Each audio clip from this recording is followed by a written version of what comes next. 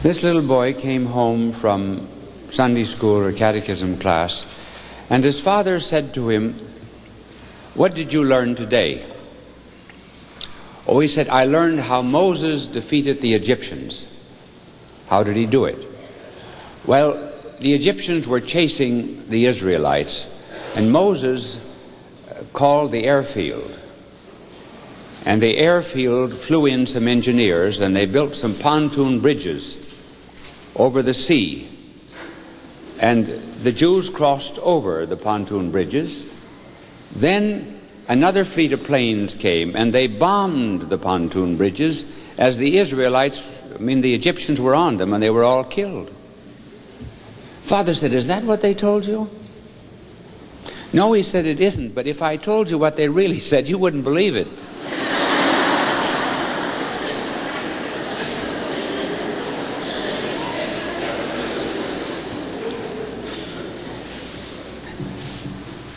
And for those that are 39, I must tell them a story too. I was once talking on prosperity and adversity, and I used the example of flowers. I said some flowers prosper only in sunshine, while others seem to thrive only in the shade, like fuchsias. And afterwards, some woman came to me and she said, "That was a wonderful sermon. First time in my life I ever knew what was wrong with my fuchsias."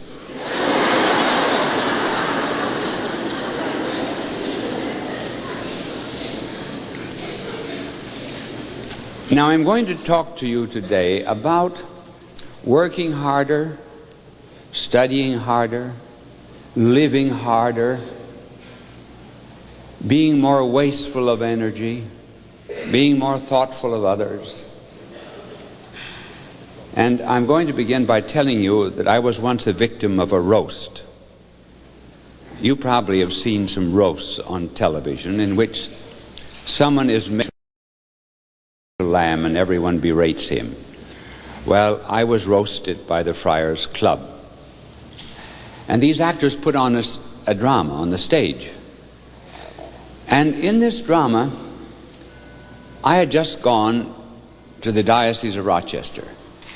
And the Vicar General was in the room, my secretary, and several priests who had responsible posts in the diocese. And the Holy Father walks in. And he looked exactly like the Holy Father, the one who was playing that part. And he went over and he talked to the Vicar General,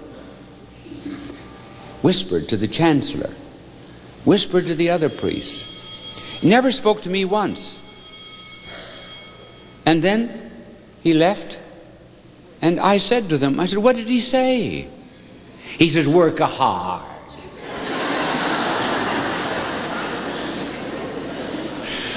Well, that's what I'm going to tell you. To work hard. Because really most of us live below the level of our energy. And in order to be happy, we have to do more. Now, we can do more, spiritually and every other way, than we are doing, as is proven by hypnotism. There were some men hypnotized and told that their strength was greater than it was before. And do you know that they lifted weights 40% more than they'd ever lifted before they were hypnotized? They just got a new idea in their minds. And then another group of men were hypnotized and told that the same group. And they were told that they were not as strong as they usually are. And the weights they lifted were 40 pounds less, 40% less. So you see how important it is to have in the mind an idea to do all that you can, to work to the limit of your ability. Our world is really suffering from indifference. Indifference is apathy, not caring. I wonder maybe if our Lord does not suffer more from our indifference than he did from the crucifixion.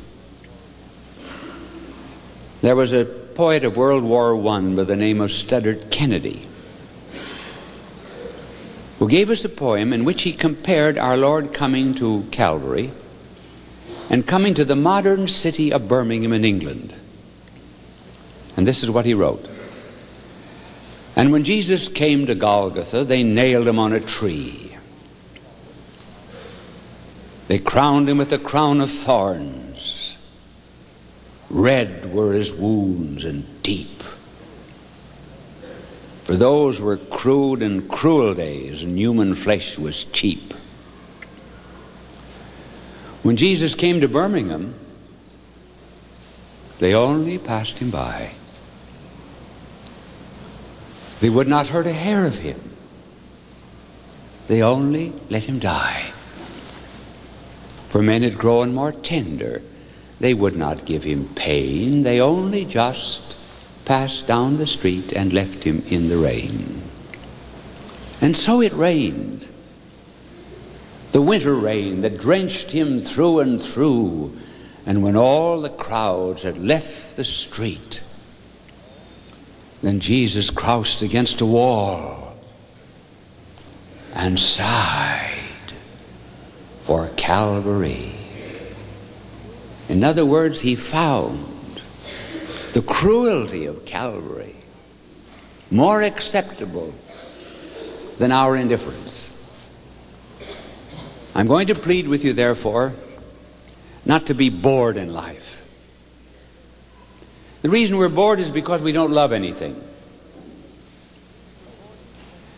When you girls get older, you're engaged, the man that you're engaged to will do anything for you. Why? Because he loves you. There was a Chicago florist that advertised, "Does your husband still send you flowers?" And they had to stop. The husband protested. Well, there was a reason for not sending flowers after they were married. That's very obvious. But when you're in love, you'll do anything. And you'll find that the young man will do anything for you because he loves. And so will you. You'll wear the kind of clothes he wants. If he likes pink, you'll wear pink. And you won't find it a bit boring. But in order to drive home this lesson, I'm going to take stories out of the Bible.